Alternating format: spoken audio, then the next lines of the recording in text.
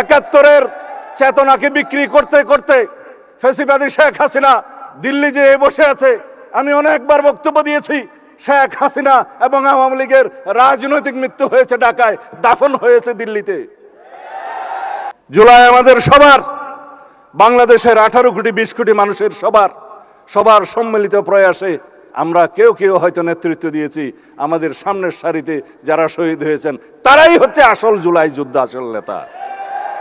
কিন্তু প্র্যাকটিক্যাল যেটা আসতে হবে, অ্যামেন্ডমেন্ট, সেটা গ্রহণ করতে হবে পার্লামেন্টে। And that would be the 18th amendment of the Constitution, which would be historic constitution in our century, যেটার প্রত্যাশা নিয়ে আমাদের শহীদরা শহীদ হয়েছেন, যে আকাঙ্ক্ষা নিয়ে গণ অভ্যুত্থান হয়েছে, যার জন্য আমরা সংগ্রাম করেছি। আমার নিজের 10টি বছর নির্বাসনে গিয়েছে, তাকে আমি বৃথা যেতে দেব না। গুম কমিশন আমরা অধ্যাদেশ পাশ করি নাই, কিন্তু গুমের উপর প্রতিকার এবং গুম প্রতিরোধ আইন নিয়ে এসেছি। আগামী পার্লামেন্টে আসবে ইনশাআল্লাহ, যেটা সিস্টেমেটিক এনফোর্স ডিসঅ্যাপিয়ারেন্সের জন্য আইটিসি অ্যাক্টের বিধান আছে, সেখানে মৃত্যুদণ্ড সহ কড়া শাস্তি আছে। বাকি সবগুলো ডিফাইন করেছে আমরা গুম প্রতিকার ও গুম প্রতিরোধ আইনে, যেগুলো আপনারা আইনটা নিয়ে আসলে দেখবেন। আমরা এখনো ওয়েবসাইটে দিয়েছি, ওখানেও দেখতে পারেন। সেই অগ্নিঝরা জিনগুলো, আমি যদি লম্বা বক্তব্য দিই মাননীয় রাষ্ট্রপতির সময় থাকবে না। এখানে আপনারা অনেক অপেক্ষা করছেন, কিছু বিভ্রান্তিও মাঝখানে হয়েছে, যার জন্য আমার অনেক কথা বলার ইচ্ছা আছে। তবে অনেক কথা আজকে যাব বলে কিছু কথা না বলি।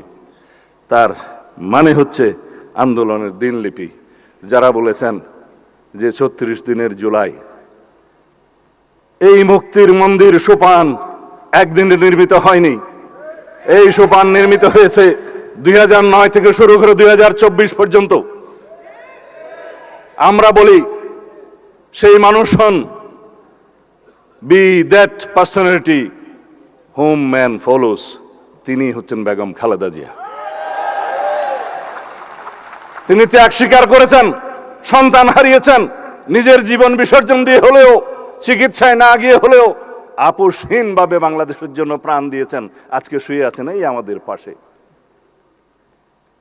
তার অবদান নেই?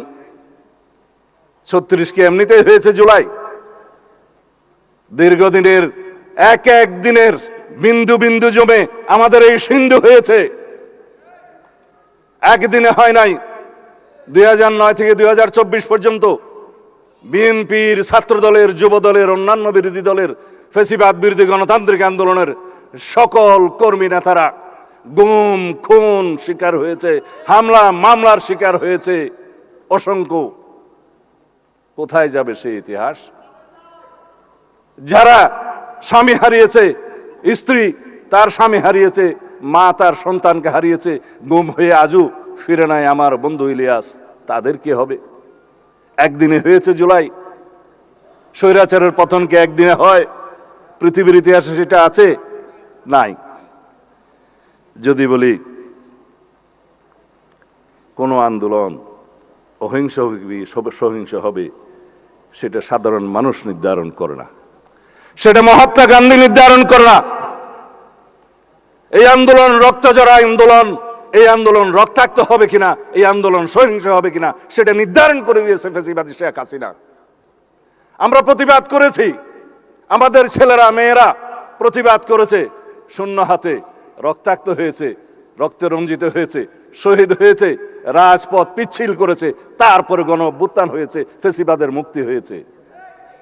যখন কোনো আন্দোলন তার নিয়মতান্ত্রিক গণতান্ত্রিক পদ্ধতিতে পরিচালিত হতে দেয়া হয় না, তখন ইনএভিটেবল হয়ে যায়, অপরিহার্য হয়ে যায় সহিংস রক্তাক্ত আন্দোলনের। সেটাই হয়েছে বাংলাদেশে। 2009 থেকে 2024-এর সেই সোপানগুলো বাদ দিলে জুলাইয়ের 36 দিনে কি এই আপেল টপকিয়ে পড়েছে নিউটনের আপেল? না। বন্ধুদের বুঝতে বলবো, যারা জুলাই চেতনার উপর নির্ভর করে রাজনীতি করছে, সেই রাজনীতি করা যাবে না। 71-এর চেতনাকে বিক্রি করতে করতে ফ্যাসিবাদী শেখ হাসিনা দিল্লি যেয়ে বসে আছে।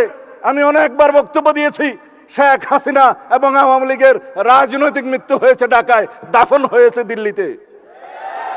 কেন বলেছি? তারা এই চেতনা বিক্রি করতে করতে বাংলাদেশকে এমন একটা জায়গায় নিয়ে গিয়েছিল যারা মুক্তিযুদ্ধের চেতনা বললে মানুষ ঘৃণা করত, আমরা যেন জুলাইয়ের এই চেতনাকে কোনোদিন অসম্মান না করতে হয় সেই রকম রাজনীতি করি। জুলাই আমাদের সবার, বাংলাদেশের 18 কোটি 20 কোটি মানুষের সবার সম্মিলিত প্রয়াসে আমরা কেউ কেউ হয়তো নেতৃত্ব দিয়েছি। আমাদের সামনের সারিতে যারা শহীদ হয়েছেন তারাই হচ্ছে আসল জুলাই যুদ্ধ, আসল নেতা। তাদের আকাঙ্ক্ষা বাস্তবায়ন করাই হবে আমাদের জন্য ফরজ। অথচ জুলাইয়ের কৃতিত্ব নেওয়ার জন্য, রাজনীতি করার জন্য সবাই প্রতিযোগিতায় নেমেছে। আমরা প্রতিযোগিতা করছি জুলাইয়ের আকাঙ্ক্ষা বাস্তবায়নের জন্য।